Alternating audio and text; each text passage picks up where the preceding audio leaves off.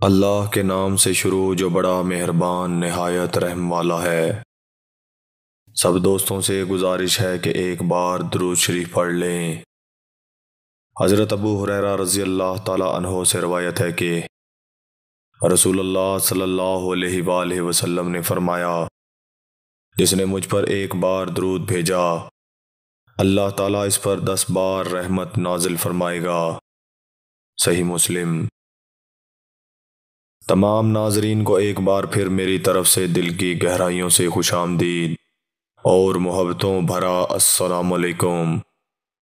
ناظرین گرامی، پیش خدمت ہے واقعہ غزوہ حنین۔ فتح مکہ کے بعد مشرکین عرب کی شان و شوکت کا قریب قریب خاتمہ ہو گیا اور لوگ جوگ در جوگ اسلام میں داخل ہونے لگے۔ یہ دیکھ کر حوازن اور ثقیف کے دونوں قبائل کے سرداروں کا اجتماع ہوا اور انہوں نے آپس میں مشورہ کیا کہ محمد صلی اللہ علیہ وآلہ وسلم اپنی قوم قریش کو مغلوب کر کے مطمئن ہو گئے، لہٰذا اب ہماری باری ہے،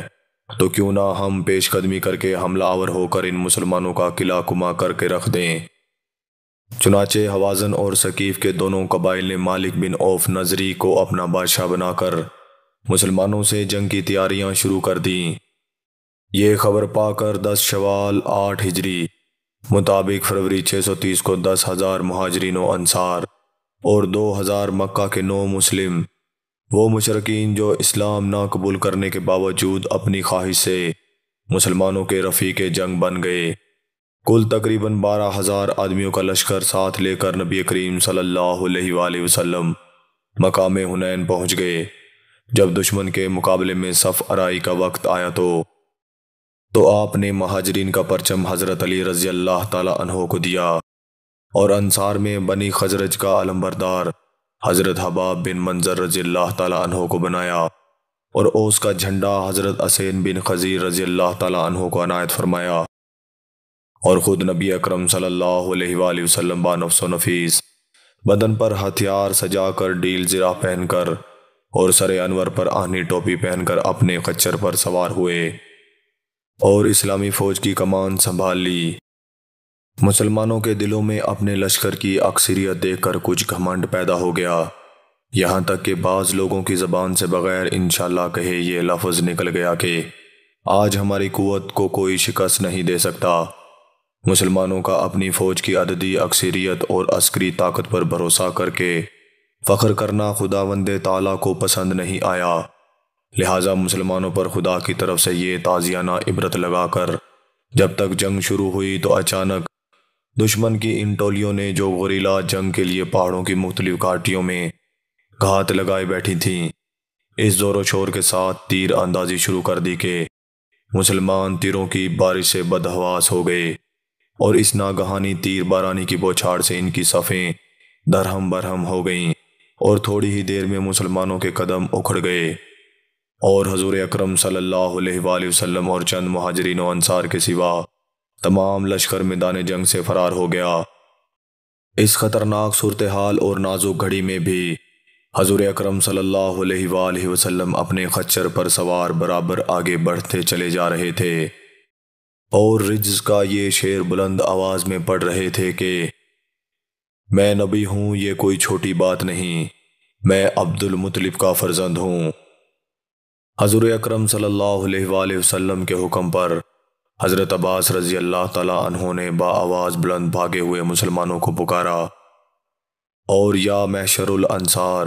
یا اصحاب البیت الرضوان کہہ کر للکارا۔ حضرت عباس رضی اللہ تعالی عنہ کی یہ للکار اور پکار سن کر جان نثار مسلمان پلٹ پڑے اور پرچم نبوت کے نیچے جمع ہو کر ایسی جان نثاری کے ساتھ داد شجاعت دینے لگے کہ دم زدن میں میدان جنگ کا نقشہ ہی پلٹ گیا اور یہ نتیجہ نکلا کہ شکست کے بعد مسلمان فتح مند ہو گئے اور پرچم اسلام سر بلند ہو گیا، ہزاروں کفار گرفتار ہو گئے اور بہت سے تلوار کا لقمہ بن گئے اور بے شمار مال غنیمت مسلمانوں کے ہاتھ آیا اور کفار عرب کی طاقت و شوکت کا جنازہ نکل گیا۔ جنگ حنین میں مسلمانوں کی اپنی کثرت تعداد پر غرور کے انجام میں شکست اور پھر فتح و نصرت کا حال خداوند ذوالجلال نے قرآن کریم میں ان الفاظ میں ذکر فرمایا ہے کہ پارہ نمبر 10 سورہ توبہ آیت نمبر 25۔ ترجمہ: بے شک اللہ نے بہت جگہ تمہاری مدد کی، اور حنین کے دن جب تم اپنی کثرت پر اترا گئے تھے تو وہ تمہارے کچھ کام نہ آئی، اور زمین وسیع ہونے کے باوجود تم پر تنگ ہو گئی، پھر تم پیٹھ دیکھ کر بھاگ گئے۔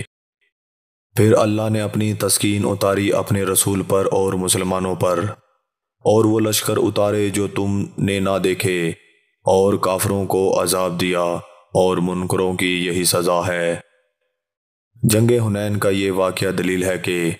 مسلمانوں کو میدان جنگ میں فتح و کامرانی فوجوں کی کثرت اور سامان جنگ کی فراوانی سے نہیں ملتی، بلکہ فتح و نصرت کا دار و مدار در حقیقت پروردگار کے فضل عظیم پر ہے۔ اگر وہ رب کریم اپنا فضل و عظیم فرما دے تو چھوٹے سے چھوٹا لشکر بڑی سے بڑی فوج پر غالب ہو کر مظفر و منصور ہو سکتا ہے، اور اگر اس کا فضل و کرم شامل حال نہ ہو تو بڑے سے بڑا لشکر چھوٹی سے چھوٹی فوج سے مغلوب ہو کر شکست کھا جاتا ہے۔ لہٰذا مسلمانوں پر لازم ہے کہ کبھی بھی اپنے لشکر کی کثرت پر اعتماد نہ رکھیں، بلکہ ہمیشہ خداوند قدوس کے فضل و کرم پر بھروسہ رکھیں۔ معزز عزیز دوستو، میں امید کرتا ہوں یہ ویڈیو آپ دوستوں کو پسند آئی ہوگی۔ ویڈیو پسند آ جائے تو لائک اور شیئر ضرور کر دیجیے گا، اور آنے والی نئی ویڈیو کے لیے ہمارے چینل کو سبسکرائب کر دیں۔ ساتھ میں موجود گھنٹی کے بٹن کو ضرور دبا دیں